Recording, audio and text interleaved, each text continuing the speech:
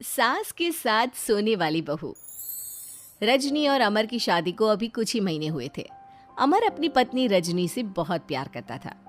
शुरू के कुछ दिन तो सब कुछ ठीक ठाक चलता रहा, लेकिन फिर छोटी छोटी बातों पर अमर और रजनी का झगड़ा होने लगा। अरे, तुमने फिर से गीला टॉवेल बेड पर डाल दिया। कितनी बार तुमसे कहा है कि सारा बेड गीला हो जाता है। अरे गुस्सा क्यों कर रही हो? गलती हो गई मुझसे, अगली बार ध्यान रखूंगा बस। हर बार पर बस यही कह के चल देते हो। सारा दिन सफाई तो मुझे करनी पड़ती है ना। देखो रजनी, इस तरह नाराज मत हो। मैंने कहा ना, मैं ध्यान रखूंगा आगे से। और फिर रात के वक्त रजनी अपना बिस्तर उठाकर बेडरूम से बाहर जाने लगती है। अरे क्या हुआ रजनी? सुबह वाली बात पर अभी तक नाराज हो क्या? नहीं, ऐसी कोई बात नहीं है। तो फिर तुम अपना बिस्तर लेकर कहाँ जा रही हो? मैं मम्मी जी के कमरे में सोने जा रही हूँ। मम्मी जी अकेली है ना। अरे कैसी बात करती हो रजनी? शादी के बाद लड़कियां अपने पति के पास अपने बेडरूम में सोती हैं। सास के पास कौन सोता है? मैंने कहा ना, मेरा मन कर रहा है इसलिए मैं मम्मी जी के पास सोने जा रही हूँ। अरे रजनी, मेरी बात तो सुनो यार। मेरा भी तो मन करता है ना तुमसे प्यार करने का, तुम्हारे साथ रहने का। ऑफिस से थका हारा आया हूँ और तुम मम्मी जी के पास सोने जा रही हो। देखो, मुझे आज अपनी सास के पास सोने का मन है और मैं जा रही हूँ। इतना कहकर रजनी अपनी सास के साथ सोने के लिए उनके कमरे में चली जाती है। रजनी बेटा, तुम यहाँ?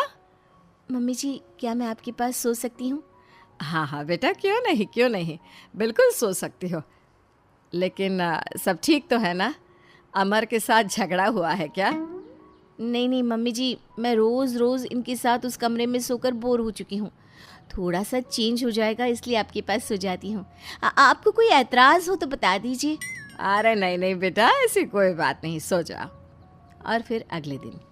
अमर बेटा, तुम्हारा रजनी के साथ कोई झगड़ा हुआ है क्या? नहीं तो मम्मी, ऐसे तो कोई बात नहीं है। क्यों, क्या हुआ? अरे वो कल रात मेरे कमरे में सोने आ गई थी तो मुझे लगा सब ठीक तो है ना बेटा? नहीं मम्मी जी, वो ऐसी ही, बस उसका मन किया होगा। कह रही थी कि मम्मी अकेली है इसलिए आपकी चिंता हो रही थी। पर अगली रात को फिर से रजनी अपना बिस्तर उठाकर सास के कमरे में पहुंच जाती है। रजनी बेटा, आज फिर से मेरे पास सोने आ गई। मम्मी जी, आपको मेरा अपने पास आना अच्छा नहीं लगता? अगर ऐसी बात है तो मैं बाहर ड्राइंग रूम में चली जाती हूँ। अरे नहीं नहीं बेटा, ऐसा कुछ नहीं है। पर अमर अपने कमरे में अकेला होगा ना? अरे तो वो कौन से 6 महीने के छोटे दूध पीते बच्चे हैं, उनको डर थोड़ी ना लगता है। इतने बड़े हो गए हैं, 1-2 दिन अकेले सो लेंगे तो कुछ बिगड़ नहीं जाएगा। और इस तरह फिर तो ये रोज़ की बात हो गई। रजनी रोज़ अपना बिस्तर उठाती, अपनी सास के पास आकर सो जाती। सास उससे कुछ इसलिए नहीं कहती है क्योंकि उसे लगता है कि बहू बुरा मान जाएगी। एक दिन सुबह सुबह, माँ मेरे लिए चाय बना दो, ऑफिस जाने का टाइम हो रहा है। अरे बेटा, तो रजनी से क्यों नहीं कह देते? मुझे उससे बात करने का बिल्कुल भी मन नहीं है। अरे आखिर क्या बात है बेटा, तुम इतने उदास क्यों लग रहे हो?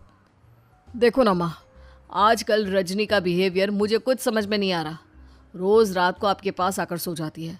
अगर उसे मेरी परवाह नहीं तो मुझे भी कोई फ़र्क नहीं पड़ता। अमर गुस्से में ही घर से ऑफिस चला जाता है। ये देखकर सास बहुत दुखी हो जाती है। और फिर अगले दिन, मम्मी जी, मैं आ गई आपके पास सोने। हाँ बहू, सो जाओ। पर वो क्या है ना, आज मेरा पुरानी फिल्में देखने का बड़ा मन कर रहा था। कोई बात नहीं, सो जाओ, मैं पिक्चर देखती रहूँगी। ठीक है मम्मी जी। रजनी की सास तेज आवाज में अपने कमरे में टीवी चलाकर रखती है।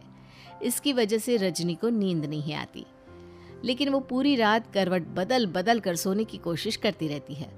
सास को लगता है कि अब रजनी उसके कमरे में सोने नहीं आएगी, लेकिन अगली रात फिर रजनी उसके कमरे में सोने के लिए पहुंच जाती है। मम्मी जी, मैं आ गई। अरे बेटा, मुझे लगा कि कल तुम ठीक से सो नहीं पाई थी। जाओ अपने कमरे में आराम से सो जाओ ना बेटा। अरे नहीं मम्मी जी, कोई प्रॉब्लम नहीं है। इतना कहकर रजनी फिर से अपनी सास के कमरे में सो जाती है। आधे घंटे बाद, बेटा जरा मेरे पैरों पर तेल तो लगा दे। ठीक है मम्मी जी। रजनी अपनी सास के पैरों पर तेल लगाकर जैसे ही सोने लगती है, आधे घंटे बाद फिर से, बहू मेरे सर में बहुत दर्द हो रहा है, जरा मेरा सर तो दबा दे। ठीक है मम्मी जी, दबा देती हूँ। बहुत जोर से नींद आ रही है। अपनी सास का सर दबाकर रजनी फिर से सोने की कोशिश करती है, पर आधे घंटे बाद फिर से, अरे बहू बड़ी जोर से प्यास लगी है बेटा, जरा किचन से पानी तो लेकर आ। अरे मम्मी जी जैसे ही नींद आने लगती है खुश खुश भाग लेती है। रजनी चुपचाप जाकर किचन से पानी लेकर आती है। इस तरह रजनी की सास पूरी रात हर आधे आधे घंटे पर उसे किसी न किसी बहाने से जगाती रहती है। रजनी परेशान हो जाती है। सास को लगता है कि इस बार वो उसके कमरे में सोने के लिए बिल्कुल नहीं आएगी, लेकिन अगली रात फिर से रजनी वहाँ पहुँच जाती है। मम्मी जी, आज मैंने आपकी दवाई, पानी सब कुछ लाकर रख दिया है। अब आप प्लीज़ चुपचाप सो जाइएगा और मुझे भी सोने दीजिएगा।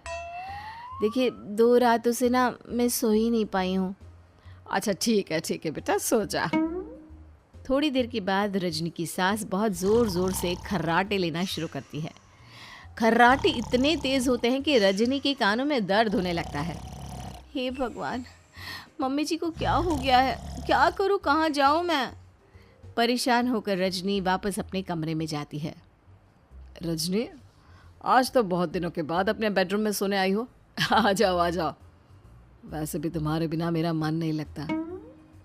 क्या करती, तुम्हारी मम्मी के खर्राटों ने तो मेरी नींद उड़ा कर रखी है। अब मुझे यहीं पर सोना पड़ेगा। अगली सुबह, अरे रजनी बेटा, रात को कहाँ चली गई थी? मैं तुम्हें कितना ढूंढ रही थी, मैं तो डर ही गई थी। मेरी बहू न जाने कहाँ चली गई। कहाँ जाती मम्मी जी, अपने कमरे में गई थी। और आजकल ना आप मुझे जानबूझकर बहुत परेशान करती हैं। अगर मुझसे कोई गलती हो गई हो तो सीधे सीधे क्यों नहीं कह रही हैं? 3 रात हो गई है, मुझे ठीक से नींद भी नहीं आती। रजनी, ऐसे क्यों बात कर रही हो? मम्मी ने क्या कर दिया? आप अपनी मम्मी से क्यों नहीं पूछते? मैं बहू हूँ तो क्या इसका मतलब ये है कि दिन भर काम करो और रात में भी चैन से ना सो? रजनी बेटा, बड़ी नादान हो। इसीलिए तो जानबूझकर मैं ये सब कर रही थी, ताकि तुम अपने पति के पास जाकर अपने बेडरूम में सो जाओ। शादी को सिर्फ 6 महीने हुए हैं और तुमने मेरे कमरे में आकर सोना शुरू कर दिया। यह तुम्हारी शादीशुदा जिंदगी के लिए अच्छी बात थोड़ी ना है बेटा। मम्मी, तो क्या आपने जानबूझकर ये सब किया था रजनी को समझाने के लिए? अरे तो और क्या करती? दुनिया की पहली बहू है ये, जो पति को छोड़कर सास के साथ सोने चली थी। इसीलिए मुझे इसके लिए थोड़ा बुरा बनना पड़ा। Kindly channel cartoon Toons city को सब्सक्राइब, लाइक, शेयर करें।